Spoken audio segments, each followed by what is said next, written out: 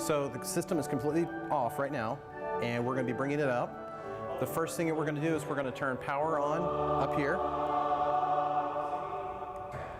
The second thing, there's a button right here on the battery backup that we're going to push. You'll hear a beep.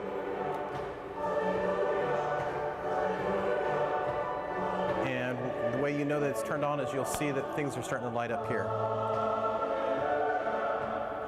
Okay, the next thing that we need to make sure is that there's a power button right here, and you'll see it turns red when it's on. Okay, the next thing we're going to do is we're going to turn the power on to the two computers. The power button is located right here, and the power button here.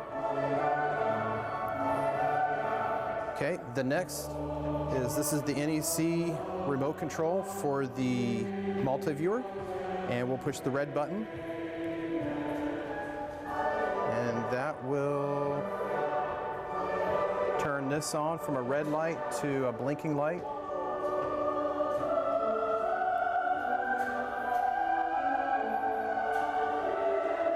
And you want to make sure that it says HDMI 1 for your source.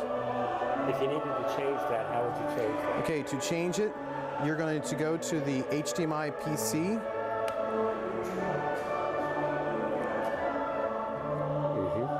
And just push that button. And it looks like you have to push it. You get multiple choices, so if it's not the right one, you just need to keep on pushing it till you get to HDMI. Oh, there it was, HDMI 1. Oh, I went right past it. So there's HDMI 3, there's VGA, and here this will be HDMI 1. Do you have to hit return or something, or you just leave it like that? You just push the button and it will go right to it, and just you should be able to leave it right there. Okay. Okay. The next thing that we'll need to do is we will need to turn on the Samurai, which its power button is located right here on the side. You just kind of hold it down, and you'll see the light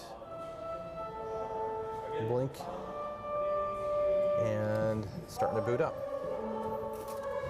And once it's fully booted up, you'll actually see the program out, which you can see here now, which is program out. Okay, the next step is we have two different computers. The first one here is going to be called your ATEM, and the software that we're going to be using is this one that looks like a little bullseye. So we're going to click on that with our mouse. Just double click on it. And if it connects, you'll see the lights are lit up here. If it does not connect, you will not see any lights here. And there's a problem between here and the ATM switcher, communication-wise. Okay, would you like to go through the training on this? No, I think Tim can get me through that, I think. Okay. Yeah. So then over here, this is your pan tilt controller for the cameras.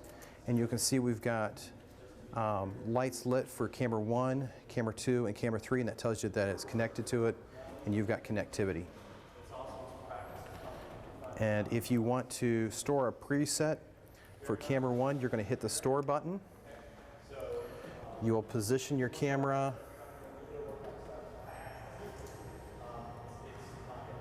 where you're going to want it, and I'm going to come over here to push up camera 1.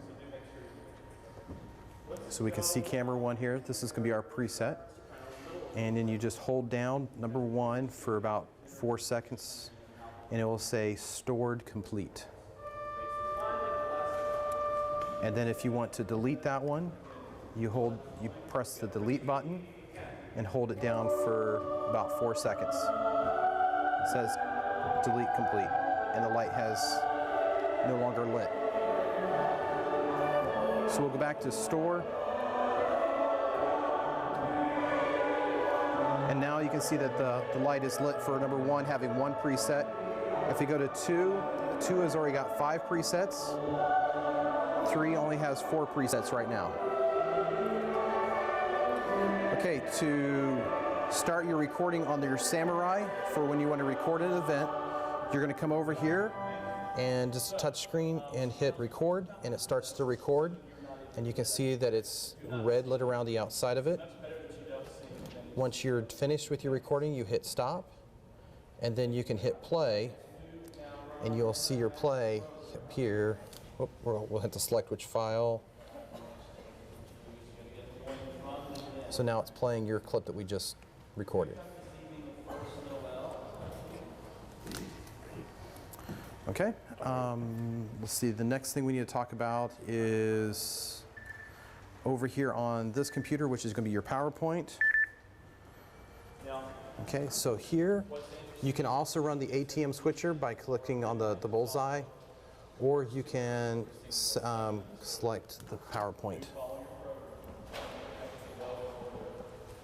By working with the PowerPoint, you need to make sure that your display is set to extend desktop, and you need to make sure that it's not the same resolution as what your, it needs to auto resolution for the background, which let me show you that first here. The way you can make it extend desktop is you right click on top of your desktop, you go to display settings,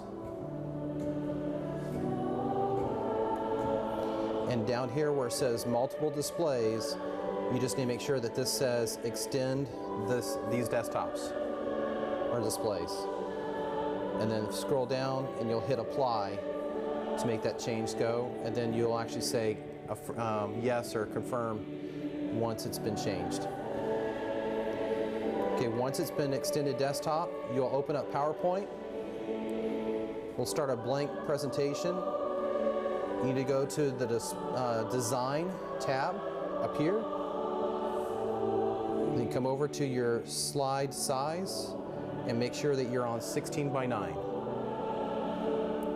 Once you have 16 by 9 selected, then you're going to edit your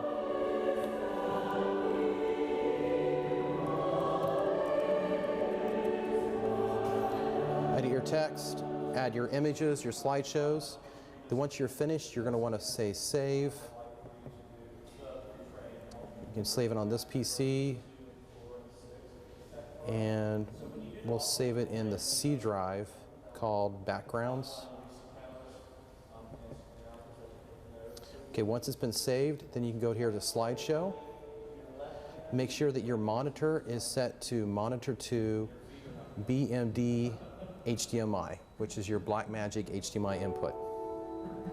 Okay, once that has been selected, then you're going to say start from beginning. And now you can see you have your sample text up here on your multi-viewer, which mirrors what you're actually putting out. And then you can use your arrow keys to go between your slides. Going to be down here on the ATM switcher. You have your 4 tabs. You have your switcher, your media, audio, and camera. The audio is going to be your XLR inputs, and you'll have a fader here which will control your audio. And this is your master volume of all your feeds coming in and out.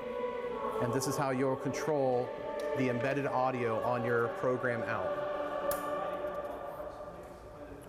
And that's pretty much it for audio. This will just be a way, you can see we do have some audio here under XLR, and it's lighting up as green. If I turn it off, it will still show it as gray and show you your levels, but just grayed out. As soon as you turn it green, it's now going over here to your master out, and you can see the volume. So to power down all of the equipment, the first thing you're going to need to do is over here on the Samurai.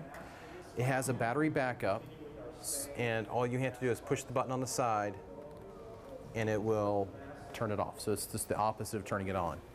Your laptops, you'll need to power those off by going under the Start menu and clicking on Turn Off. And then for the rest of the equipment, there's a power button right here on the battery backup, and simply by holding it down for about 1 second, you'll hear a beep. When you let off, it will turn off all the equipment.